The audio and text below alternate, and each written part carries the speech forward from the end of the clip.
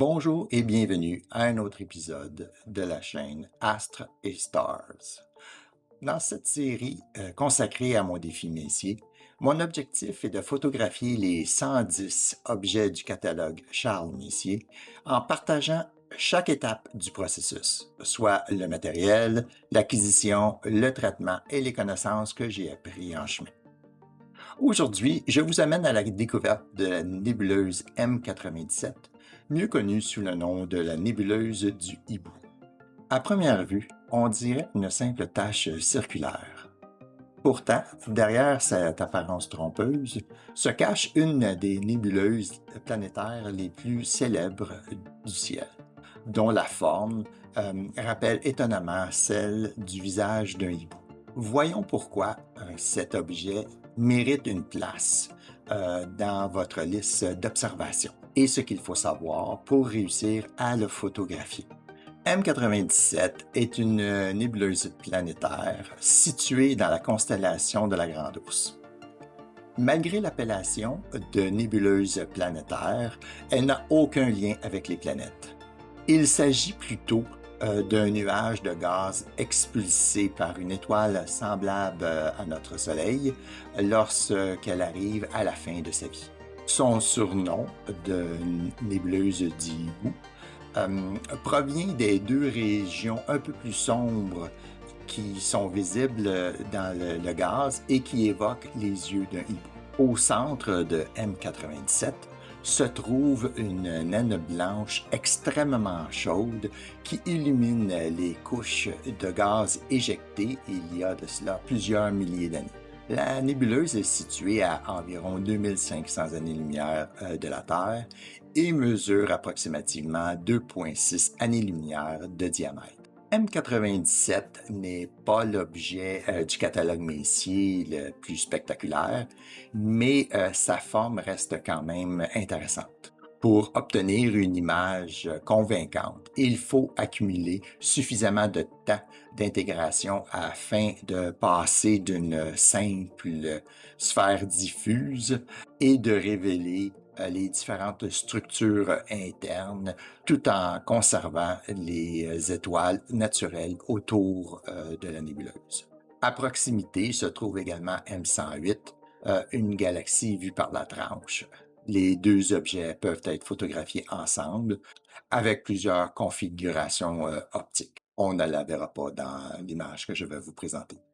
Pour cette image, j'ai utilisé le matériel indiqué dans ma fiche d'information que je vais vous partager un peu plus loin. Et je dois préciser que j'habite dans une zone Bartle 7-8. Pour ceux qui ne connaîtraient pas cette échelle, il s'agit du niveau de pollution lumineuse qui existe dans la région où vous vous trouvez.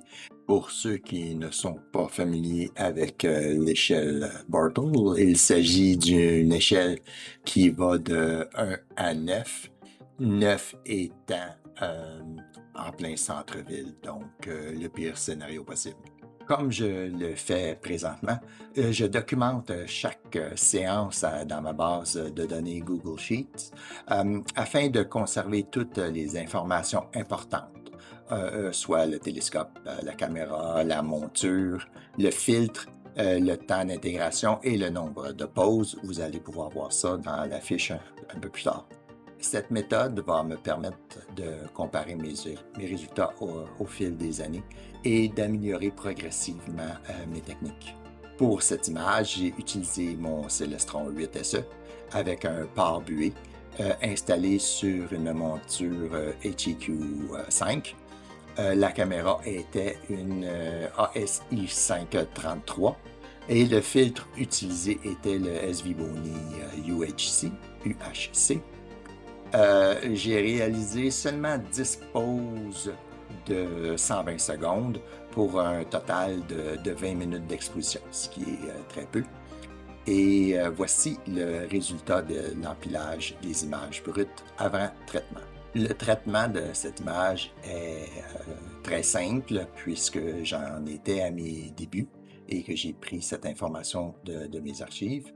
Après la calibration et l'empilement des images, à l'aide de darks, des flats et des bias sur Cyril. J'ai effectué un traitement complet de l'image à l'aide des logiciels gratuits Cyril, Graxpert et GIMP.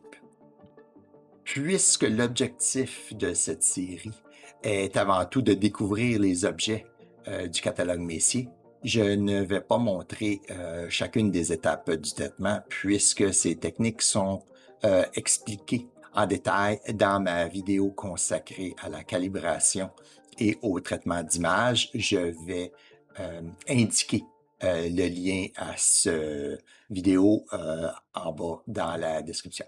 Chaque objet apporte son lot d'enseignements. Initialement, on ne distingue pas grand-chose de la nébuleuse, mais au fur et à mesure que l'on ajoute du temps d'exposition, les détails deviennent progressivement de plus en plus apparents. Malheureusement, mon temps d'intégration pour cette nébuleuse est faible. Pour une nébuleuse de ce type-ci, le temps d'intégration devrait être d'environ 6 heures. Je suis très loin de ce temps-là avec mon petit 20 minutes d'exposition, mais on peut quand même clairement distinguer les deux taches plus sombres qui nous donnent l'idée de la tête de hibou. Je peux seulement m'imaginer ce que cela aurait l'air après 6 heures d'exposition. Si vous voulez de votre côté photographie M97, voici quelques conseils que j'ai appris de mes erreurs. Privilégiez les nuits sans lune, accumuler plusieurs heures de pause et non pas seulement 20 minutes. Utilisez un suivi précis et prenez le temps de réaliser de bonnes images de calibration. La calibration est une étape très importante. Un autre aspect aussi, il faut utiliser le bon filtre. Même si elle demande un peu de patience, cette nébuleuse est tout à fait accessible avec un équipement amateur. Voici maintenant la fiche complète de cette acquisition. Vous y trouverez les principales caractéristiques de l'objet, les paramètres d'acquisition, le matériel utilisé, ainsi que les informations utiles si vous souhaitez la photographier à votre tour. J'ai l'intention de garder cette fiche à jour en ajoutant toute nouvelle fiche dans la description lorsque je revisiterai la nébuleuse. J'espère que cette découverte de M97, la nébuleuse du hibou, vous a plu. Même si je suis satisfait du résultat, je vais retourner sur M97. J'aimerais augmenter le temps d'intégration afin de mieux faire ressortir les extensions les plus faibles de la nébuleuse. J'ai aussi l'intention d'utiliser le filtre suggéré. Si vous aimez suivre le défi Messier, n'hésitez pas à laisser un commentaire et à vous abonner pour suivre la progression du projet. N'hésitez pas à m'indiquer quelles seraient les cibles que vous aimeriez que je prenne en photo. Je ne promets rien, mais on ne sait jamais. Merci d'avoir regardé cette vidéo. On se retrouve bientôt pour le prochain objet du défi Messier. Et d'ici là, je vous souhaite un ciel clair.